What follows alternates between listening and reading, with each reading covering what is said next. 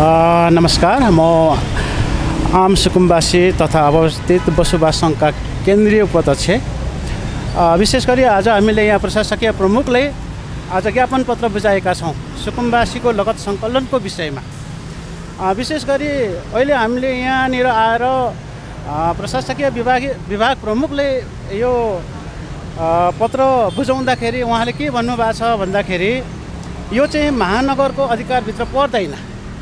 उहाँको भनाइ चाहिँ फेरि उहाँले के भन्नु भने बागमती सभ्यताको अधिकारभित्र पर्छ भनेर भनिरहेका छन्। अनि फेरि महानगरको अधिकार भन्दा पनि वडा स्तरको चाहिँ स्थानीय तहको चाहिँ अधिकारभित्र पर्छ भनेका छन्। यहाँ चाहिँ बाँझ्यो के, महानगरले बागमतीले देखाउने, बागमतीले महानगरले देखाउने, ओडाले फेरि महानगरले देखाउने, महानगरले ओडाले देखाउने। यो चाहिँ कस्तो भयो भन्दाखेरि सुकुम्बासीले जसरी हुन्छ सुकुम्बासीले चाहिँ पछाडि पार्ने हैन, विभेदमा पार्ने। अहिले हेर्दाखेरि सुकुम्बासी आम जनताले पनि महानगर जुन प्रमुख जुन अहिले मेयर हुनुहुन्छ बालेन शाहजी, उहाँले सुकुम्बासी जनताले पनि भोट दिएका हुन् हैन। भोट माग्दाखेरि चाहिँ उता बागमती सभ्यताले सोधेर दिनुपर्ने हैन। तपाईहरुले मलाई भोट दिँदाखेरि चाहिँ बागमती सभ्यताले सोध्नुस्, ओडाले सोध्नुस् अनि मलाई दिनुस् भन्ने खालको वातावरण गर्नुपर्ने। तर हामीले भोट दिँदाखेरि अनि हामी जनताले उहाँले चाहिँ भोट माग्दाखेरि चाहिँ त्यहाँको अधिकार परेन। तर जब हाम्रो अधिकारको विषयमा लगत सङ्कलनको विषयमा बोल्दै आउँदाखेरि चाहिँ अब आज एकले अर्काले दोषारोपण गर्दै हुनुहुन्छ। तापनि आज यहाँ प्रशासकीय प्रमुखज्यूले के भन्नुभएको छ भने 2 बजी हामी मिटिङ बस्दैछौँ, त्यहाँबाट हल के हुन्छ हामी तपाईहरुलाई जानकारी गराउँछौँ, 2-4 दिन हामीले पर्खिदिनुस् भन्नुभएको छ।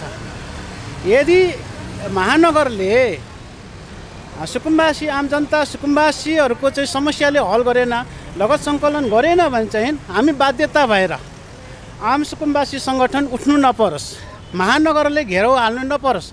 हामीले स्पष्टसँग भनेका छौँ यहाँ पत्रमा, यदि हाम्रो सुकुम्बासी चाहिँ आम जनताको चाहिँ समस्या हल भएन भने हामी सुकुम्बासी घेर्न तयार छौँ। सुकुम्बासीले कमजोर सोच्नु होला, सुकुम्बासी कमजोर छैन है। त्यसैले हामीले के भन्दै आएका छौँ भने हाम्रो अधिकार देऊ हैन। हामी पनि मान्छे हो नि हैन, यही देशको नागरिक हौ। कि त यो देशको नागरिक होइन भनेर हामीले लखाड्नु पर्यो, तिमीहरू जानु पर्यो भन्नु पर्यो होइन भने हामी पनि यो देशको नागरिक भएको कारणले हाम्रो अधिकार। कि त राज्यले पहिले नै के गर्नु पर्थ्यो भन्दाखेरि सुकुम्बासी भनेर पहिचान दिनु हुँदैन थियो हैन। राज्यले सुकुम्बासीको पहिचान दिने, सुकुम्बासी हो तिमीहरू बस्दै जाऊ, तिमीहरू चाहिँ हामी दिन्छौँ भन्ने खालको चाहिँ पहिलाका चाहिँ राजनीतिक दलका ठुला नेताहरूले त्यो खालको चाहिँ वातावरण बनाइदिए। आज आएर महानगरले तिमीहरू सुकुम्बासी हामी दिँदैनौँ, यो अधिकार हामी सुकुम्बासीको चाहिँ अधिकारविहीन भएका छौँ। त्यसैले हामी चाहिँ न्याय मागेको। यदि महानगर र देशको सरकारले नगर्ने हो भने हामी कहाँ जाने, कसकोमा माग्नु जाने त? हामी यो देशको नेपाली नागरिक भएको कारणले हामी यो देशमै सुकुम्बासी भएर बसेको कारणले हाम्रो अधिकार हामीले चाहियो भन्ने भएन भने त्यो पछि हाम्रो आम सुकुम्बासी सङ्गठनले यहाँ हामी स्पष्टसँग भनेका छौँ, यदि हाम्रो माग सम्बोधन गरेन महानगरले भने महानगर घेराउ पर्छ। महानगर मात्र होइन, हामी देशको सरकारले नै चेतावनी दिन चाहन्छौँ कि हाम्रो सुकुम्बासीको समस्या चाँडै सल्भ होस्।